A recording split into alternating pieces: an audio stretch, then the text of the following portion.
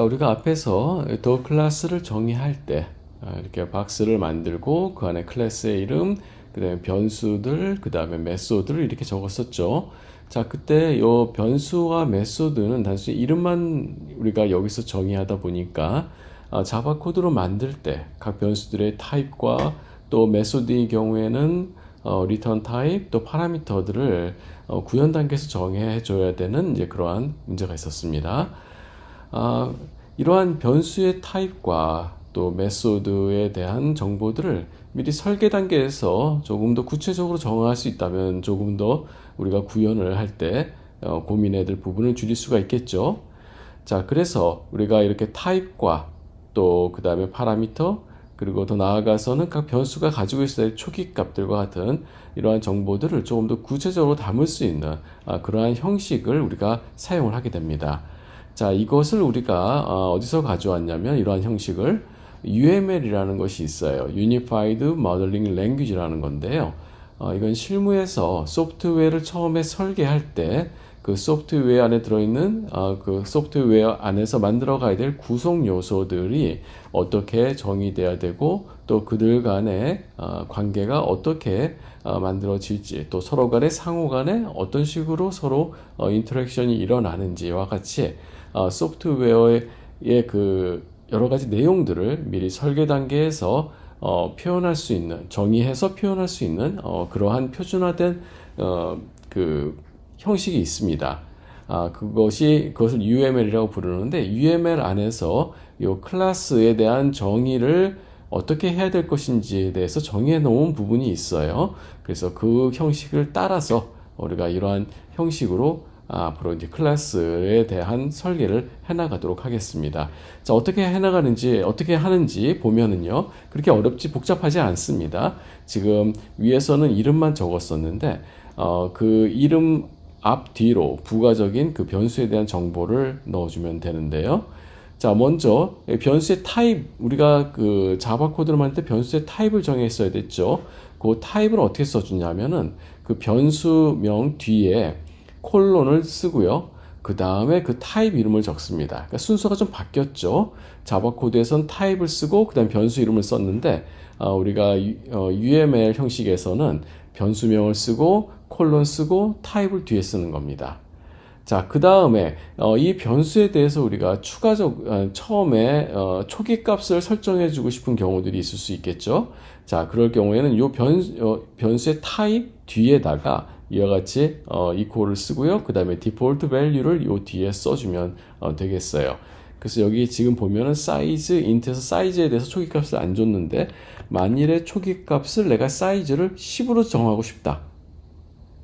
자, 그러면 이와 같이 10이라고 써주게 되면은 자, 그러면 이 말은 이 더 클래스 정의에서 사이즈라는 변수는 처음에 10이라는 값을 가지고 만들어진다. 자, 이런 의미가 되겠습니다. 자, 그 다음에 이 앞에 보면 물결 표시가 있죠. 이 물결 표시는 이 변수의 그 스코프를 나타냅니다. 이건 사실 우리가 조금 더 설명이 필요한 부분인데요. 여기서 물결 표시가 있고요. 또 플러스 마이너스가 있고요. 파운드 표시가 있어요. 그러니까 네 가지 종류가 있습니다. 이 앞에 붙이는 이 마크가요. 그때 이 물결 표시는 어떤 의미냐면은 우리가 앞에서 그 패키지에 대해서 설명을 했었죠.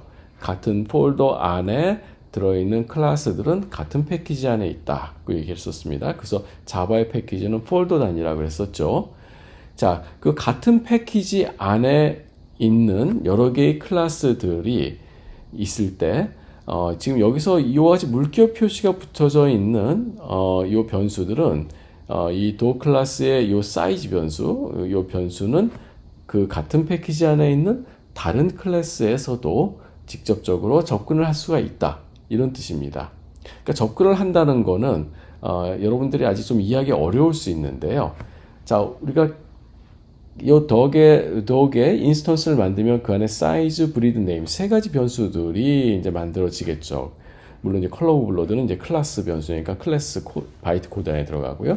그래서 이 세 개의 변수가 이제 만들어질 텐데 그 덕 오브젝트의 이 각각의 변수들을 그 레퍼런스를 가지고 접근할 수 있다 그랬죠.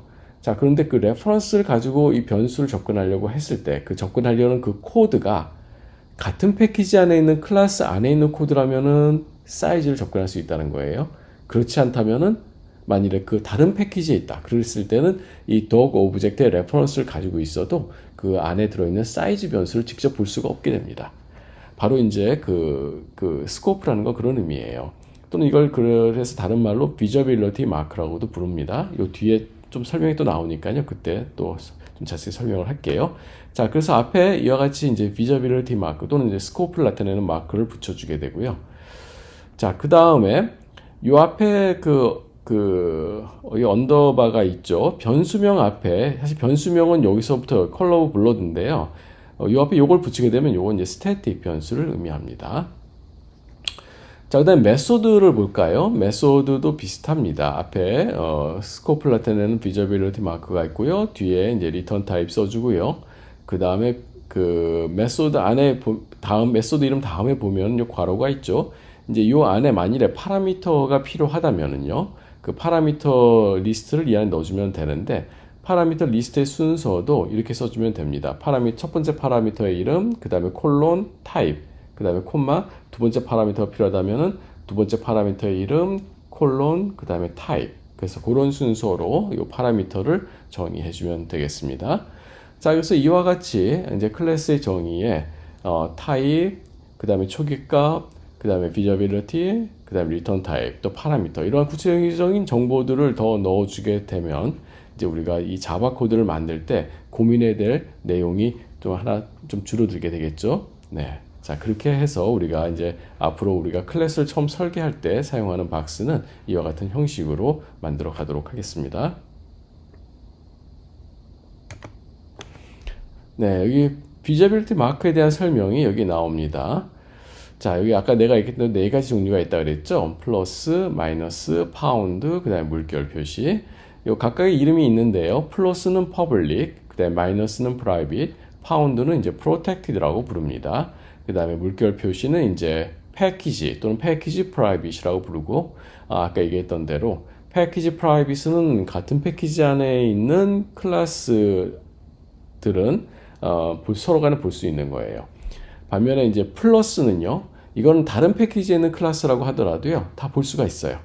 그러니까 아까 만일에 그 사이즈를 우리가 퍼블릭으로 정의를 해놓게 되면은 덕의 사이즈 베리어블은 레퍼런스만 있으면 어디서든지 그 사이즈 변수를 접근해가지고 그 내용을 볼 수 있고 바꿀 수도 있습니다. 반면에 여기 마이너스가 붙으면 이제 우리가 프라이빗이라고 부르는데요. 프라이빗으로 되어 있는 변수는요, 또는 메소드는요, 그 클래스 안에 있는 코드로만 접근할 수가 있어요. 다시 해서 이 클래스의 바깥에서는 그 변수를 접근할 수 없다는 얘기죠. 아무리 레퍼런스가 있어도요. 그래서 그 클래스 안에 내부적으로만 완벽하게 보호되는 이제 그러한 부분이 이제 요 프라이빗한 그러한 변수 또는 메소드가 된다는 겁니다. 그래서 만일에 그래서 그 클래스 안에서만 필요한 내용은 기본적으로 요 프라이빗으로 해놓는 게 좋아요.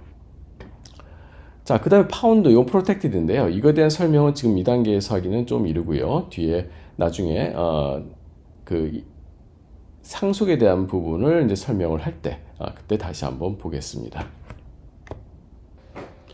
UML에는 클래스의 정의뿐만 아니라 클래스와 클래스가 서로 어떻게 연결돼서 상호작용하는지 그 관계를 나타내는 내용도 포함되어 있습니다.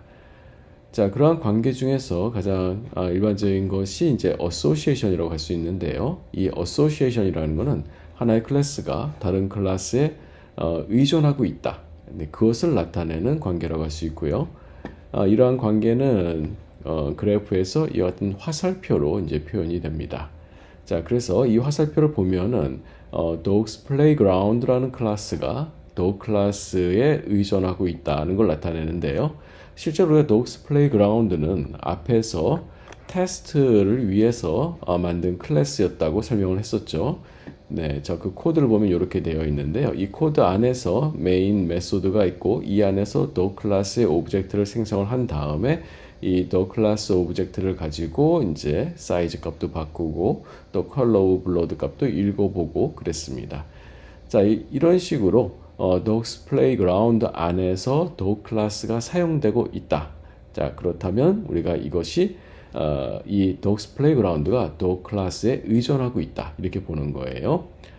자, 그래서 화살표로 이런 식으로 dogs playground에서 dog로 가는 화살표로 표현을 하고요. 그리고 우리가 이걸 부를 때 아까 얘기했던 대로 이제 association이라고 부르고, 또 이 화살표 위하고 아래에 부가적인 내용을 우리에게 써주기도 하는데요.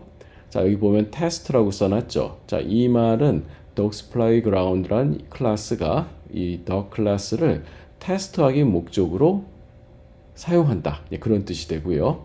이 밑에 보면은 0하고 점점 스타가 돼 있죠. 자, 이 말은 이 오른쪽에 있는 클래스가 왼쪽에 있는 더 클래스의 인스턴스를 몇 개를 만들어서 사용하느냐, 그것을 암시하고 있는 건데요.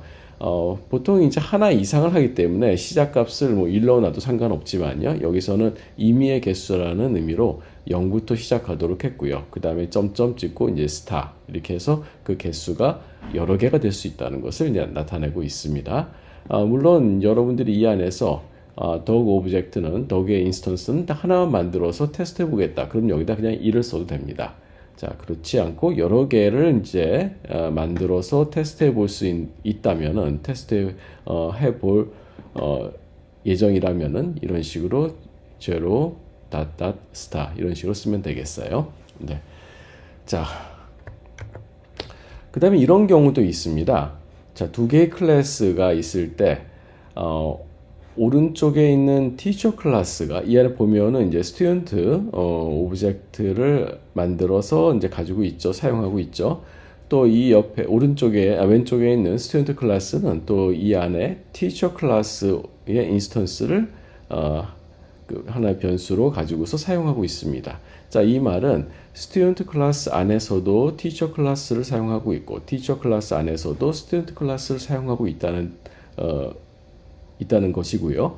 자, 그렇다면 이거는 이 두 개의 클래스, 스튜던트랑 티처는 서로 상호 간에 의존하고 있다. 이렇게 볼 수 있습니다.